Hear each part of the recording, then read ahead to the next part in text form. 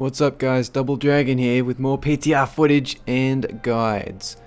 Right now we've got the Council of Elders, and obviously this is a council fight, the third boss in the Throne of Thunder I believe, and likely the last boss in the first tier of LFRs for tier 15. So you got Kazrajin, Sul the Sandcrawler, Frost King, Malak, and High Priestess Marley. So I had a look through the abilities, and this one, it seems like a Spirit Kings type deal where you got a lot of stuff to watch out for. Not necessarily difficult, but yeah, got to wrap your heads around it, right? So there's a lot of abilities, a lot of things to watch out for.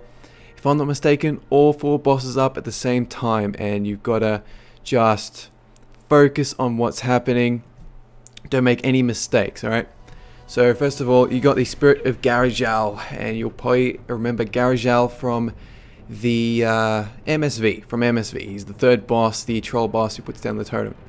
So he's back, and he's empowering these council bosses. So first off, you got the Spirit of Garajal possesses a random counselor, empowering them with dark energy, and they remain until the boss has been taken down by 25% of their maximum health and damage. So obviously every time he possesses a council member, you have got to burn that member. That is the absolute priority.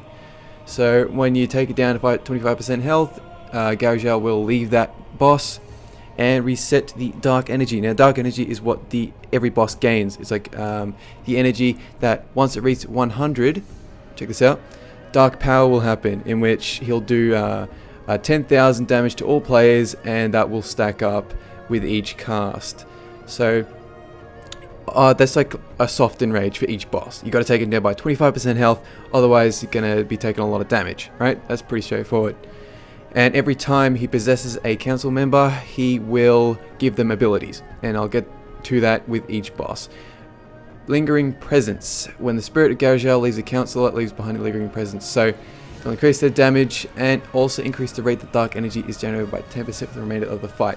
Now, I am not sure if the councillors actually still gain dark energy even when Garajal has left their body. From this, I assume so, but if that is the case, then I have no idea how to reduce the dark energy. That's not very clear. So first off, you got Frost King Malak, and he does a tank swap ability, and you got to tank swap before it reaches 15 stacks, otherwise it will stun you for 15 seconds and deal a little bit of damage. Biting Cold. He will shroud a player in ice, inflicting 85 frost damage and inflicting them with Biting Cold, which is a it means anyone that's close to you within 4 yards will take damage, right? And that's very important because a lot of the bosses in this fight have this mechanic where you got to stand near another player to get rid of some stacks, but if you stand there for long enough, they'll start doing this you know, like Biting Cold. They'll actually hurt you. So you got to not stand near other players, but when something like I think it's Frostbite comes around, he will, okay, so Garajal takes over Malak, and he'll start doing Frostbite, in which he'll inflict 100,000 damage and give them 5 stacks of Frostbite. So 30,000 frost damage per stack of Frostbite to all allies within 4 yards every 2 seconds. So once again, you don't stand near other players. However, stacks of Frostbite are reduced by 1 for each player that stands within 4 yards of the player affected with Frostbite. Number of stacks of Frostbite cannot be reduced below 1. So you can't get rid of the stacks by standing near other players, but you can reduce them down to 1 until 30 seconds has elapsed, okay? So you've all got a stack on the person who's been hit by Frostbite, but you can't be there when they get hit by like Biting Cold and a couple of other mechanics that I'll get to in a minute. So Kazrajin, he's got a reckless charge. It means he'll select a random player and hit them, and anyone within 5 yards of that player. So once again, don't stand near other players. That's very straightforward. Overload uses this ability after performing a reckless charge. So immediately after doing a reckless charge, and if he's possessed by the Spirit of Garajal, he will stun himself for 20 seconds and reflect 50% of all damage taken as nature damage. So I personally think, I may be wrong on this, but he'll stun for 20 seconds and you've got to DPS him down as hard as you can, right?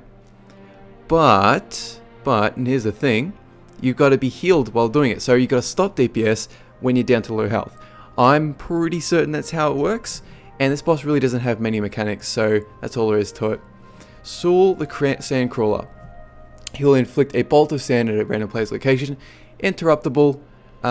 Once again, you got to spread out for that, and there's a typo here. Ha ha ha ha. So interrupt that. Quicksand. He'll put down a void zone of sand. Anyone within okay. Inflicts 125,000 nature damage every second to all players within 7 yards, cause them to become ensnared. So you don't stand near these things, otherwise you will get ensnared, and that will stack up, and once you reach 5 stacks you will be trapped, and every time you get a stack you slow down. So obviously you got to be really quick. And when you're entrapped, it means you are rooted in place for 30 seconds. However, I think that is dispellable. Could be mistaken, but it is a magic effect.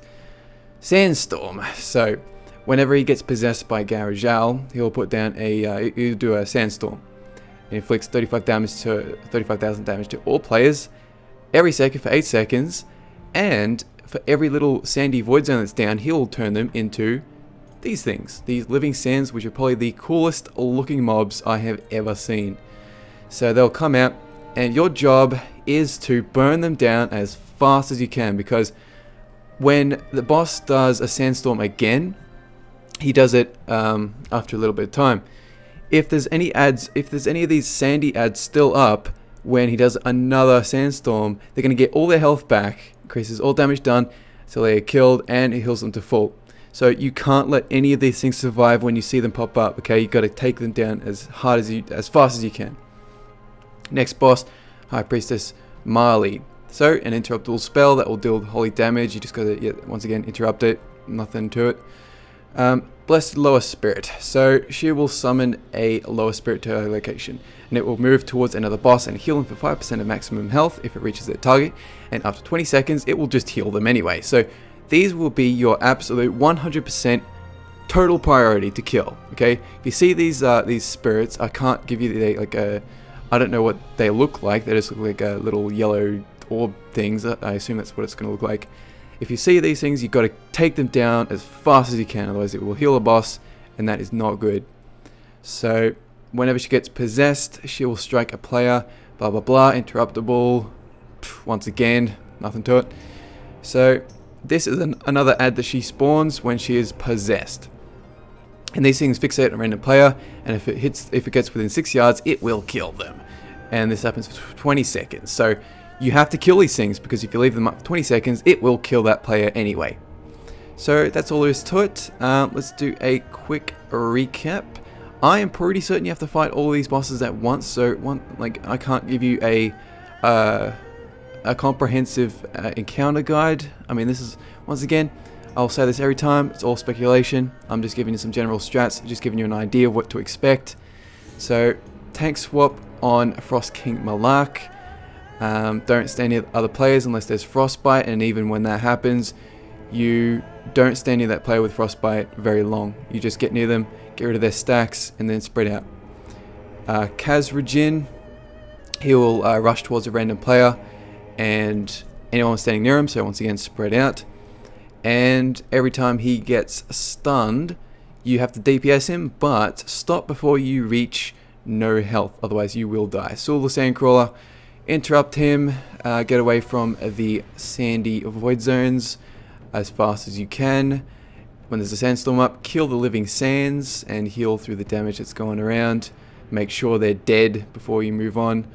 High Priestess Marley, interrupt, kill the golden orb ad, kill the interrupt this ability, and kill the blackened orb ad. So that's all there is to it. I will give a more comprehensive encounter closer to the 5.2 release. Subscribe if you want to the channel. I'll be doing more PTR coverage as it comes along. Yeah, have a good one guys, and see ya.